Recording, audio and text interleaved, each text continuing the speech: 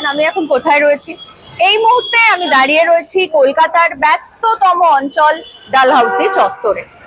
তার থেকেও ভালো করে বলতে গেলে, টু বি ভেরি প্রিসাইজ, আমি এই মুহূর্তে দাঁড়িয়ে রয়েছি গ্রেট ইস্টার্ন হোটেলের সামনে।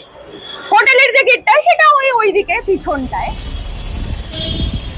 কিন্তু এই বাকি অংশটা, এই যে দেখতে পাচ্ছেন এই বাকি অংশটা, এটা কিন্তু পুরোটা ফুটপাথটাকে বেআইনি ভাবে দখল করে রেখে দিয়েছে। তাও সেটা একদিন দুদিন নয়, এই ধরুন 2 দশক হবে, বছর 20 মতো। ললিত সুরি গ্রুপ তারা এই ফুটপাথটাকে বেআইনি ভাবে দখল করে রেখেছে প্রায় বছর 20 হলো। আর আমরা জানি যে ডালহাউসি হচ্ছে কলকাতার একটা ব্যস্ততম অঞ্চল। তার কারণ হচ্ছে এখান থেকে এই সোজা গিয়ে ডান দিকে গেলে একটুখানি হাঁটলে হাইকোর্ট চত্বর, আপনারা জানেন সেটা। সোজা আর একটু হাঁটলে রাজভবন, সেটাও আপনারা জানেন, এবং দুটোই খুব গুরুত্বপূর্ণ জায়গা কলকাতা শহরের। আর যদি সোজা গিয়ে একটু বাঁ দিকে হাঁটেন তাহলে শহর কলকাতার একেবারে প্রাণ কেন্দ্র সেন্ট্রাল কলকাতা, ধর্মতলা।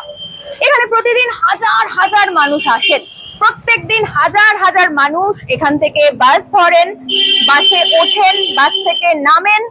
এমনকি এটা এমন একটা জায়গা, মানে ডালহাউসিটা এমন একটা জায়গা, সেটার সঙ্গে আবার বাবুঘাটটাও কানেক্টেড। মানে বাবুঘাট থেকে লঞ্চ ধরে যদি মানুষ যেতে চান তাহলে সেটাও ওনারা এই ডালহাউসির থেকেই চেঞ্জ করতে পারেন। তার মানে বোঝা যাচ্ছে যে যোগাযোগ ব্যবস্থা হিসেবে এই ডালহাউসি চত্বর এটা খুব গুরুত্বপূর্ণ একটা জায়গা। তার উপরে আবার শোনা যাচ্ছে যে যে নতুন সরকার এ রাজ্যে এসেছে, বিজেপির সরকার, তারা নাকি তাদের পুরো দপ্তরটা নবান্ন থেকে শিফট করে হয়তো মহাকরণে নিয়ে আসতে পারে। তো তাহলে এই যে ডালহাউসি চত্বরের গুরুত্ব যেটা এতদিন ছিল সেটা আরো বেড়ে যাবে। মানে গত 15 বছর যাও বা একটু হ্রাস কম ছিল হয়তো, এখন মহাকরণে যদি এই নতুন সরকার তাদের সদর দপ্তর শিফট করে তাহলে খুব স্বাভাবিকভাবেই এই ডালহাউসি চত্বরের যে হ্রাস সেটা আরো বেড়ে যাবে। সুতরাং ইতিমধ্যেই কোটি কোটি মানুষ প্রত্যেক দিন এই ডালহাউসি চত্বর থেকে বাস ধরেন, বাস থেকে নামেন, বাসে ওঠেন, যাওয়া আসা করেন। আর ঠিক সেই গুরুত্বপূর্ণ জায়গাটায় বছর 20 ধরে ললিত সুরি গ্রুপ এই ফুটপাথটাকে দখল করে রেখে দিয়েছে। না, শুধু দখল করে রাখেনি, দুটো জনস্বার্থ মামলা পর্যন্ত হয়েছিল এটার বিরুদ্ধে। কিন্তু কি অদ্ভুত ভাবে সেই দুটো জনস্বার্থ মামলাও নাকি তুলে নেওয়া হয়েছে। কে তুলেছে, কেন তুলেছে সেটাও আমরা কেউ জানি না, কিন্তু জনস্বার্থ মামলা তুলে নেওয়া হয়েছে এই ললিত সুরি গ্রুপের বিরুদ্ধে। এই ললিত সুরি গ্রুপ যেভাবে বেআইনি ভাবে ফুটপাথটাকে দখল করে বছরের পর বছর রেখে দিয়েছে, মানুষের সমস্যা পড়ছে, প্রত্যেকদিন যাত্রীদের, নিত্যযাত্রীদের সমস্যা হচ্ছে, সেটার বিরুদ্ধে জনস্বার্থ মামলা সেটাও তুলে নেওয়া হয়েছে। অর্থাৎ আসলে আমাদের এই দেশে আইন সবার জন্য সমান, কিন্তু বড় লোকদের জন্য একটু বেশি সমান, সেটা বোঝা যায়। আর এটা কখন বিশেষভাবে বোঝা যায় জানেন? যখন হকার ভাইরা শুধুমাত্র নিজেদের রুটি রুজির তাগিদে একটুখানি ছোট্ট একটা স্পেস দখল করে রাখেন, তারা ব্যবসা করেন এবং সেটা দিয়ে তারা তাদের কর্মসংস্থান করেন, অন্য সংস্থান করেন। তখন যখন তাদের উচ্ছেদ করা হয়, যখন তাদের পুনর্বাসন না দিয়ে উচ্ছেদ করা হয়, তখন কিন্তু আপনারা উল্লাস করেন। অথচ সেই আপনারা কিন্তু এই যে ললিত সুরি গ্রুপ এই যে ফুটপাথটা 20 বছর ধরে দখল করে রেখেছে, এখানে নিত্যযাত্রীদের এত অসুবিধা হয়েছে, হয়তো আপনারও অসুবিধা হয়েছে, কারণ খুব স্বাভাবিক ব্যাপার। এখন একটু ফাঁকা লাগছে কারণ এখন বিকেল বেলা বা সন্ধ্যেবেলা বলা যায়, কিন্তু অফিসের যে টাইমটা সেখানে রাশ অনেক বেশি থাকে, যাতায়াত স্লো হয়ে যায়, এখানে গাড়ি যখন দাঁড়িয়ে যায় এই জায়গাটা ক্লামজি হয়ে যায়। আপনি নিজেও হয়তো অফিস যাচ্ছেন, আপনি হয়তো ভুক্তভোগী, আপনার হয়তো সমস্যা হয়েছে, কিন্তু আপনি সেটা নিয়ে কোনো কথা বলেননি। কেন বলেননি বলুন তো? ওই যে বললাম, ভারতবর্ষের আইন সবার জন্য সমান, কিন্তু বড় লোকদের জন্য একটু বেশি সমান। আর তাই ললিত সুরি গ্রুপের বিরুদ্ধে আপনি কথা বলবেন না। কি করে বলবেন? বড় লোক তো ওরা। আপনি কার বিরুদ্ধে কথা বলবেন? আপনি কথা বলবেন গরিব, খেটে খাওয়া শ্রমজীবী একজন মানুষ, যিনি একটা ছোট্ট হয়তো ঝালমুড়ির দোকান, একটু চায়ের দোকান, একটু ফলের দোকান, এই সমস্ত করে আমাদেরই সুবিধা করে দেন প্রত্যেক দিন। হয়তো কোনো সহায়িকা মাসি, তিনি হয়তো একটু রুটি তরকারি খেয়ে ওই হকারের কাছ থেকে রুটি তরকারি খেয়ে কাজে চলে যান, বা কোনো অফিস যাত্রী দাদা, তিনি হয়তো একটা বাটার টোস্ট খেয়ে অফিসের বাস ধরেন, এই যে হকাররা তাদের জীবন জীবিকা নির্বাহ করে, সেটাতে আপনাদের খুব গাত্রদাহ হয়।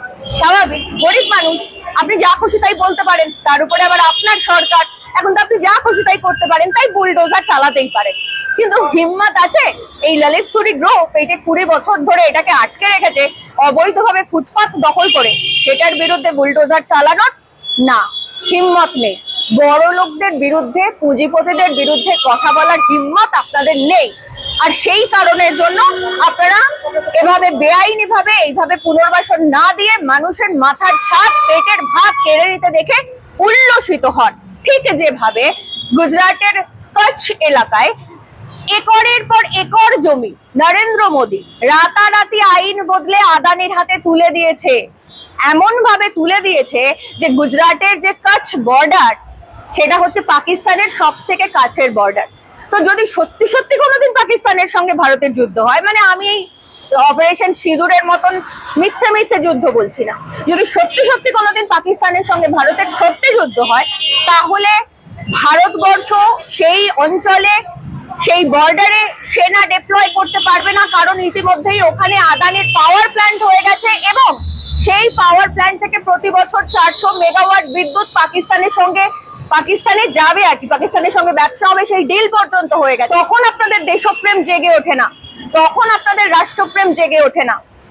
নরেন্দ্র মোদী যখন আরাবল্লী কেটে বিক্রি করে দিতে চায়, তখন আপনাদের দেশপ্রেম জাগে না। নরেন্দ্র মোদী যখন আমাদের ভারতবর্ষের ঐতিহ্য বারাণসী, সেটাকে পুরো ভেঙে গুড়িয়ে ফেলে একেবারে নতুন করে অ্যাস্থেটিক আদানি আম্বানির স্পা, শপিং মল, রিসর্ট তৈরি করে, তখন আপনাদের দেশপ্রেম জাগে না। আপনাদের দেশপ্রেম কখন জাগে? যখন আপনারা দেখেন গরিব মানুষের পেটে লাথি পড়ছে। আপনাদের দেশপ্রেম কখন জাগে? যখন আপনারা দেখেন গরিব মানুষ কর্মহীন হয়ে পড়ছে। আপনাদের দেশপ্রেম জাগে যখন দেখেন যে একজন মানুষ অনেক কষ্ট করে তার জীবন জীবিকা নির্বাহ করছিল, সেটাও তার হাত থেকে চলে গেছে। এইসব দেখে আপনারা যারা উল্লাস করেন, তারা একবার আয়নায় নিজের মুখটা দেখবেন।